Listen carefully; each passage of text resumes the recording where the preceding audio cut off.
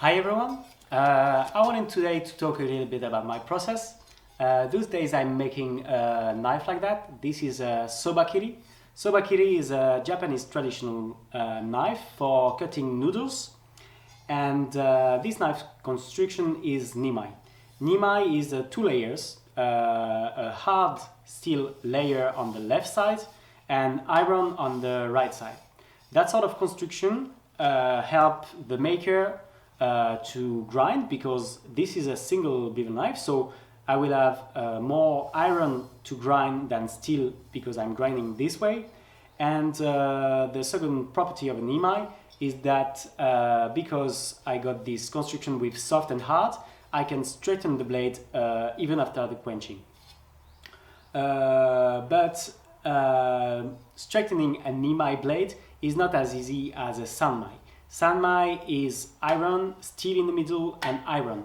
And that way you have a very protected steel in the middle, and you can really bend the knife with a straightening stick, or you can even hammer the knife easily to make some straightening.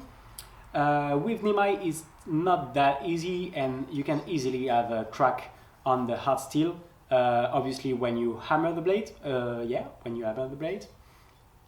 So because I had this project and the blade is quite long to forge and long to make, I thought to make a test blade. And this is the test blade I've made. This is the same construction, so Ni Mai, it's the same material and it's the same heat treatment. So I can get that blade which was quenched and really test it. So it's very interesting because you have a test blade, you can really push the limits of the material. You can use the straightening stick to see how it behaves, and you can even hammer the blade, so you can see if it's possible to, how much is possible to bend the blade without the steel to crack, and you can even push the limit and bend the blade until the hot steel crack actually. And today actually I've also be able to test that new hammer. This is a steel hammer, and I glue some wood at the table.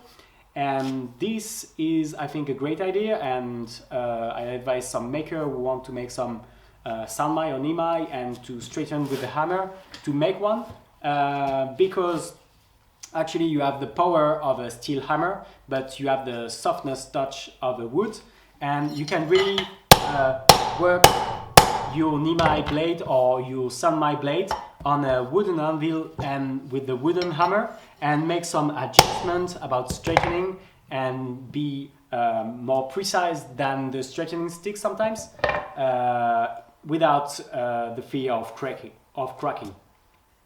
So yeah, I wanted to talk about that process because often we are in the production and we of course take some risks to make some difficult blades, but we forget to stop the production and just make a test blade that will be there only to test the material, see the limit, and see some new technique to work the blade. So hope it helps, and hope you can understand a little bit more some of my days, which are not always like producing the blade itself, but doing some research about the blade. Have a good day.